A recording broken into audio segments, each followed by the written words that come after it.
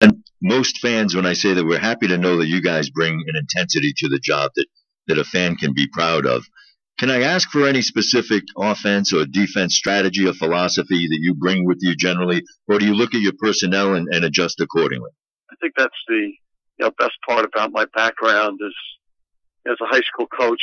Over the course of 9 years as a head coach, I had so many different types of teams. You couldn't control your personnel at the high school level, so you had to be adaptable. Most of my experience as a coach has been as a head coach.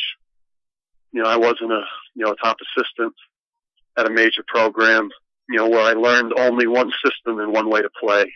I think it's an evaluation of the talent and figure out the style that's going to allow you to be successful. And I think as a defensive coach, obviously our roots and our backgrounds and the family that I grew up in, learning the sport from, man defense is something that will be our calling card, especially as we move forward and grow the program and get more depth and more athletic talent. Coach, there are a lot of people in any industry that say, well, kids today, though, they're different. You have to treat them different. They don't have the same work ethic but your family subscribes to the theory that either do it the right way, the old school way, if you don't mind me putting that way, or you can't be part of the program. And that works for you. Speak to that a little, please.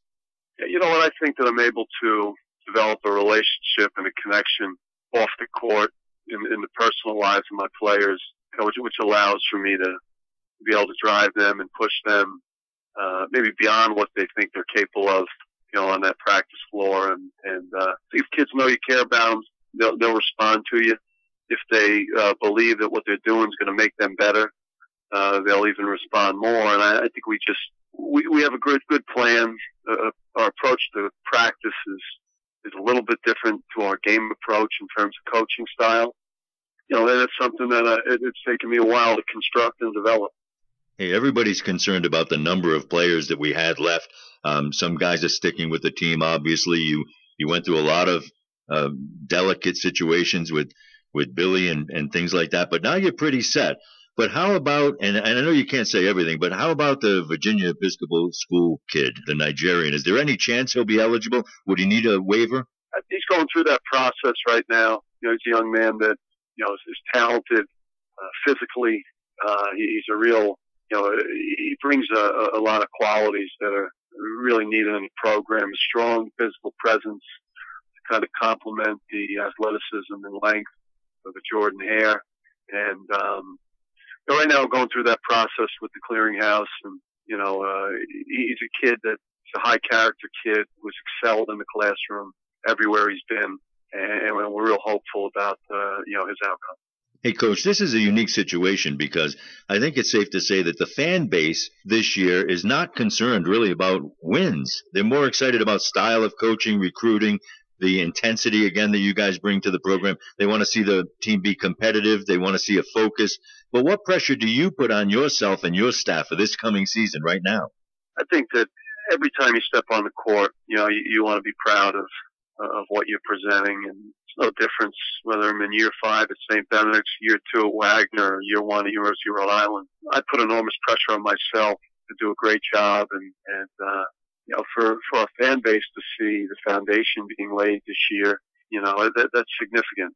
We understand the responsibility that we have here, both with the program, representing the state of Rhode Island, the university, proud program, and we have 3 seniors that we want to have those guys experience, a fun year, a successful year, a year that they can look back upon and be proud of their efforts, be proud of the way they work, and be proud of the relationships that they develop with this new staff and new teammates. Tell me a bit about your staff. We know how hands-on you are. Every time someone sees a video, they say, Coach Hurley's right in the players' faces. Like, he does it himself. He doesn't just stay on the sides. Well, we know you're hands-on that way. How much do you delegate, and who do you delegate what responsibilities to? First of all, I have an excellent staff. And, that's been the one common denominator for me in my career as a head coach is smart enough to surround myself with people that are extremely talented and hardworking and have the heart to do this job. And, to have my brother on staff with me here and, his credibility and his coaching ability and his work ethic, and a tough business. The world of college basketball it's a tough industry. It's one of the most competitive industries in the country. And to have a guy that you can trust and believe in, right next to you, it's a great thing. And, his impact on developing guards is significant. And I think you'll see that, this year, hopefully with Mike Powell and TJ Buchanan continuing to develop, as well as Xavier Munford. And, Jimmy Carr is a guy that worked with me at Rutgers years ago when I first got involved in college basketball. I just love his experience. With every component of the program, he has the roadmap and the expertise to just get you thinking about things that maybe you wouldn't even know to think about. And he's a steady hand, an older guy that's experienced and balances out maybe the energy and emotion that maybe myself brings into into the environment. And then Preston Murphy. A guy that I was very impressed with when I first got here. Get a chance to spend a couple of days with him. His ability to recruit, his ability to coach, and the fact that that he was here when times were great in the program, and we obviously want to get back to those days. And then they have Kevin Tyrone and Ben Wood being administrative roles for us. I'm not sure how long we'll be able to hold on to them because they're incredibly talented young guys that are fast risers in the business. But we're certainly happy to have them starting out this, the transitioning to where we're going to take this thing. All right, Coach. Look, you brought it up, so I got to follow up on it. There are a lot of people here who figure that you're one of those people, obviously a fast riser in the industry. It's kind of like any guy who gets the pretty girl. Right after he gets her, then he starts thinking, how long can I hold on to her? Now, we understand market size and that sort of thing. We understand that there are cities that can get better recruits, but we also understand what it's like to dig in like your dad did all those years. I know you can't predict, but can you give us a reasonable expectation you might be here a few years? Yeah, listen, we would never, me and my wife and, my boys, we didn't believe this was a really long-term opportunity for us. We wouldn't have made the move. We had an incredible team coming back at Wagner, even better than our 25-win team from last year. And, because of the success that we were having there and my pedigree and the family lineage, there were always going to be opportunities for me to move on and get into a bigger conference. But I saw the place and meeting Thorbjorn and Dr. Dooley and the administration here and seeing the Ryan Center and the vibrant campus. I just wanted to get to a place where I felt like after we had a chance for a couple of years to build it, we could compete with anyone in the country. And I believe we can do that here. It's what I was searching for, and I was looking for, this type of situation when I was leaving Wagner. And I'm not a mover. I love the area. It reminds me a lot of where we lived in New Jersey, in the central part of the state, for the last 10 years, and excited to call home. You touched on something very important to Rhode Island fans that you don't feel, and I worked in TV news. I would like to find a program that was capable of getting to the top when I was running newsrooms, but wasn't there at the time. I mean, this is exactly where you are in Rhode Island.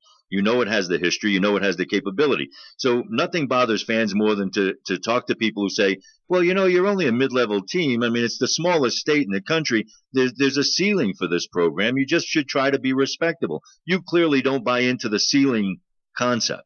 We were told at Wagner it'd take 4 or 5 years, to get to the top of the conference, to become a factor. And within 18 months, we were a 25-win program with an RPI of 40 going into our conference play, winning non-conference, winning 9 games out of conference, leading the country in road wins in year 2. And those are all things that were based on our ability to identify and recruit the type of player that was going to work and compete and had talent and skill, and obviously character, and do the right things on and off the court. Put together a coaching staff that would coach at a high level and develop players, and then go to a college or university. Wagner's commitment, with its boosters and alumni, they understood the type of things that we needed to succeed, and they allowed us to do it, and we delivered, beyond what many people thought was capable. And We're coming to Rhode Island with the same approach. We've approached it that way in recruiting. We feel like we continue to grow this thing and build it, that we can become very, very competitive very, very quickly, as long as we stay moving forward with the plan that we came in with. We got smart people here running this program, and we've got a great plan.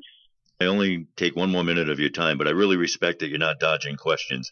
So let me ask you, what's the biggest draw to get recruits here and the biggest obstacle to get recruits here? I think it's player development. I think it's reflecting also on, the fact that this program once had a national reputation, under Coach Skinner and Coach Harrick. It was done here at a very high level, produced NBA players, deep tournament runs. You've got a great, facility in the Ryan Center, which is great. And I got a genuine, staff of coaches that when parents, bring their young men on campus, they believe in our ability to get their son, to his potential. As far as the negatives, I think it's just understanding that having a great arena, it's just one part of the facility piece. Having the weight room, having the locker room, having offices that are comparable to, people in our conference. We don't have to have the best offices or the best weight room or the best locker room, but we also can't be at the bottom end. If we can work our way into the middle end in a lot of those areas, it'll all take care of itself. Coach, what's the connection with Jersey and Rhode Island? I mean, when I went to URI, we saw Jersey plates on every third student, it seemed, and now here it is years later. There's such a strong connection. Do you have a feel for what that is? And you're experiencing both. You know what? I just think that the areas are similar. I feel like, from a personality standpoint, people are very, very similar. It's not a very difficult commute. You feel like you're kind of, away from Jersey, but you're close enough to get back. I just think it's a real comfortable place, for people from New Jersey, whether it's college students or somebody that's transitioning to, living here for the first time in his life with his family. It's an easy, it's a lot like where I'm from. All right. Other than winning, Coach, what gives you that satisfaction, that rush about coaching? Maybe seeing a player develop or something like that. What other than winning still drives you to do this? Player development, first and foremost. And, it's the thrill of seeing a guy come to you one way, making them better, making them well-rounded, getting them focusing on the things that are going to lead to real success in their professional lives, personal lives. That's the thing that drives you. If your heart's not there, then the program that you're running is going to be a house of cards. Last question. You mentioned heart. Whose voice do you hear in your heart and in your head when times are tough, Coach, and when you're losing a game you think you should have won? It's the last couple of seconds of the game. You need to inspire your players, but inspire yourself. People don't realize people who are leading have to be inspired as well. Whose voice is in your head? I think for me it's about looking at our players, and wanting them to have moments, and I was fortunate enough to have moments as a player, Big East championships and NCAA tournament appearances, Sweet 16s, and as a player at St. Anthony for my dad, state championships, and, national high school event championships. And those are moments that you never forget. You just feel an obligation as a coach when you recruit kids into your program, and you look at them on the floor on game night. You want them to enjoy those moments, because at the end of the day, the ball's going to stop bouncing for every player. And you want to have those memories of those nights together where you accomplish special things, and the way it's going to be a thrill for the kids that are under your tutelage for the rest of their lives. And Coach, what was the last year that you could beat Bobby one-on-one? Like, how old was he? the last time? It might have been like 2 weeks ago. Yeah. Yeah. I don't think that I ever won a game against Bob. Bob's the ultimate competitor. Bob would probably throw me a win now, just because he knows the season's coming up and he knows I'm on edge. And, but Bob was a great role model for me growing up. His work ethic, his drive to succeed has had a huge impact on the way I approach coaching. I wish it had more of an approach, more of an impact on my approach as a player, but it certainly has had a profound impact on me now. Well, Coach, I spent a lifetime having to be objective. In this role, I don't have to be. I'm a major fan. We rooted for you to come to the school. We're very, very happy to have you, and I hope we talk many times in the future, sir. You got it. It's my pleasure, man, and go Rhodey.